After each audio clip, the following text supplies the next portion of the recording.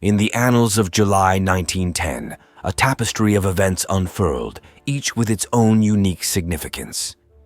High above in the celestial vault, a comet graced the night skies, casting its radiant glow upon a hopeful Germany. Among its people, whispers of propitious tidings for the future echoed through the land. Meanwhile, on the earthly front, the web of intrigue continued to weave. The intelligence agency, under the watchful eye of Walter Nicolaiah, expanded its web of influence, undoubtedly sowing contentment in the heart of its chief, stationed at the helm of Agency Abteilung der 3B. Yet, beyond the borders of Europe, a profound shift was underway. The South Africa Act came into being, heralding the birth of the Dominion of South Africa, a pivotal moment in the colonial narrative. In the Balkans, news of a groundbreaking nature electrified the world as the Tsar of Bulgaria defied gravity, taking to the skies aboard the marvel of modern invention, an airplane. This daring feat symbolized the dawn of a new era where boundless horizons beckoned. Amidst this apparent tranquility, a tempestuous undercurrent stirred. The calm before the impending storm was palpable.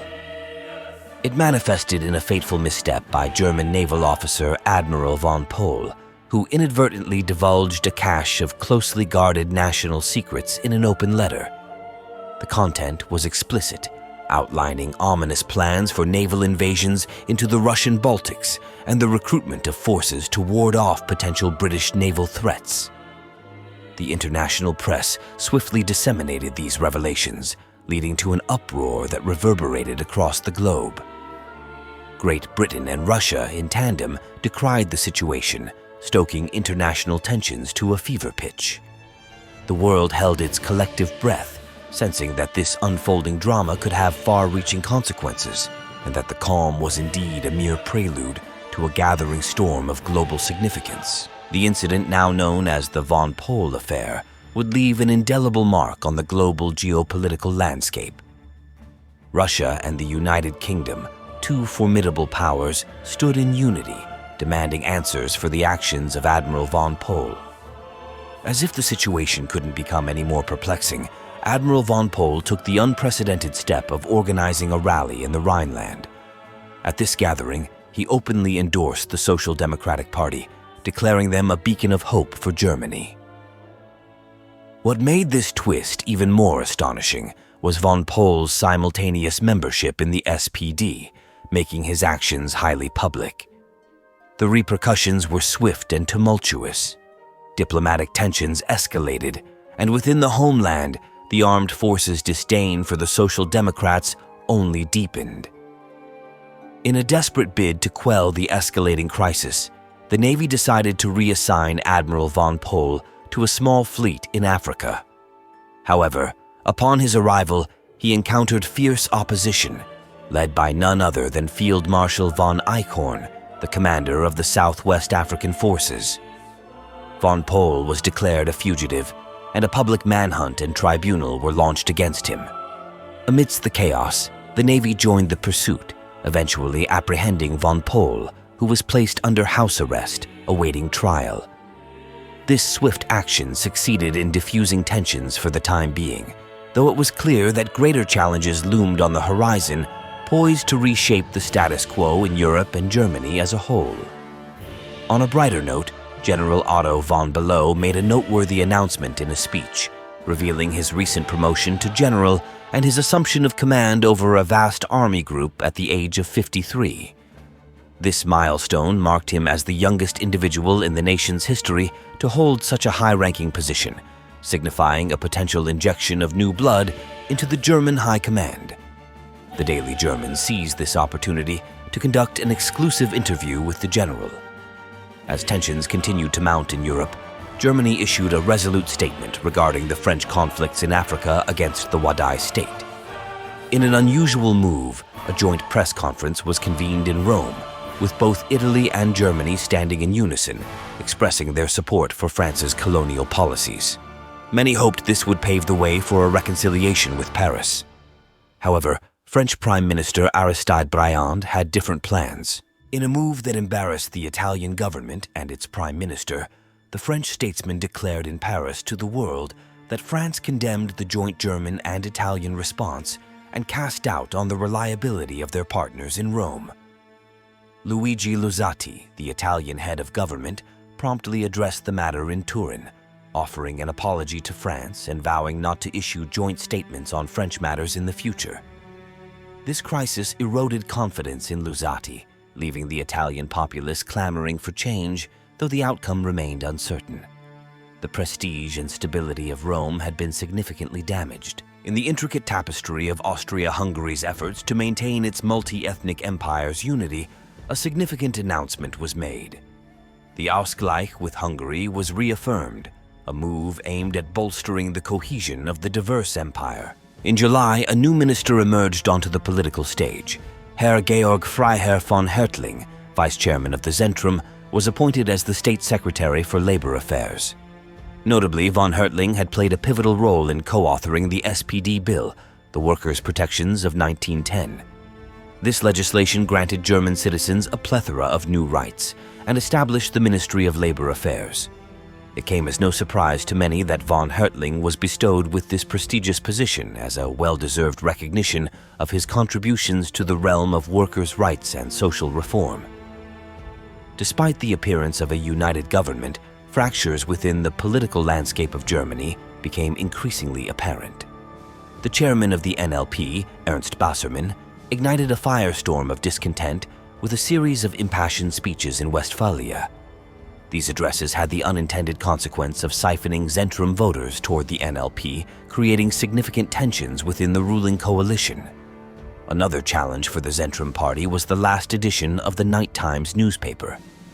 The article within openly lauded the achievements of the Zentrum, chronicling their recent successes. However, this seemingly supportive coverage raised questions about the newspaper's impartiality, leading to suspicions that the Night Times may be a partisan publication rather than an objective source of news. Following a period of relative political calm, Kaiser Wilhelm II emerged with a series of speeches delivered at various dockyards throughout the Reich. In these addresses, he fervently called for the expansion and bolstering of the Navy. These appeals were met with staunch opposition from British Prime Minister Henry Asquith, who condemned the Kaiser's words, fearing that they would exacerbate tensions between the two nations. This public exchange led to British citizens taking to the streets, demanding further rearmament efforts and signaling a growing unease on the international stage. In Hessen, the SPD faced a significant setback as its support plummeted in the wake of the chaos surrounding the von Pohl affair. The fallout from the controversial admiral's actions began to erode the Social Democrat voter base. Many within the party criticized the decision to accept Admiral von Pohl, tarnishing the SPD's image. In the western region of the Rhineland, the conservatives garnered substantial support in rural areas, chipping away at the Zentrum's influence. However, the actions of the new Minister for Labor Affairs in the Rhineland led many SPD centrists to switch their allegiance to the Zentrum, citing their dissatisfaction with the SPD's handling of the von Pohl affair. SPD support continued to wane, and in Schleswig-Holstein, the party started losing voters to the DKP. Meanwhile, in the Reichstag, a pivotal moment occurred with the passage of the Bureaucratic Redundancy Act of 1910, a bill jointly proposed by the NLP and DRP. This legislation stipulated that only bills older than 5 years could be reintroduced to the Reichstag for discussion and voting. This move incited strong opposition from the center-left parties, who banded together in the Bundesrat to block the bill. Perhaps the breaking point of the wide coalition of 1910 came with the speech of Rhineland Zentrum politician Heinrich Brüning. In his address, Brüning announced a united front between the Zentrum and the DKP, with the shared objective of countering the ambitions of the unruly liberals within the NLP, who were perceived as solely pursuing political gains. This alliance marked a significant shift in the political landscape and set the stage for further discord within the German government. Amidst the escalating conflicts with Britain, the Chief of the Navy called for a resolute response against the British, hoping to rally popular support for an expansion of Germany's naval capabilities. Along the coastlines, particularly among dockyard workers, Germans took to the streets, demanding that these proposals be acted upon by the government. They argued that naval expansion would benefit the economy, further fueling the fervor surrounding the issue.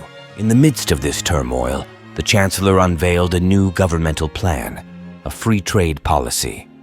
This initiative aimed to unite the economies of Europe and was branded as the Middle Europa Memorandum. Initially conceived by Foreign Minister Friedrich Naumann, it had now gained strong support from the Chancellor and his government. This proposal signaled a significant shift in Germany's economic policies and ambitions. Meanwhile, the political battles in Berlin raged on. The DKP, having gained momentum, intensified its criticism of the SPD for their perceived failures in handling the von Pohl affair. This political strife continued to deepen the divisions within the German political landscape, further complicating the nation's challenges on both domestic and international fronts. Amidst a backdrop of protracted conflict and delays, the economy minister finally unveiled a new economic plan.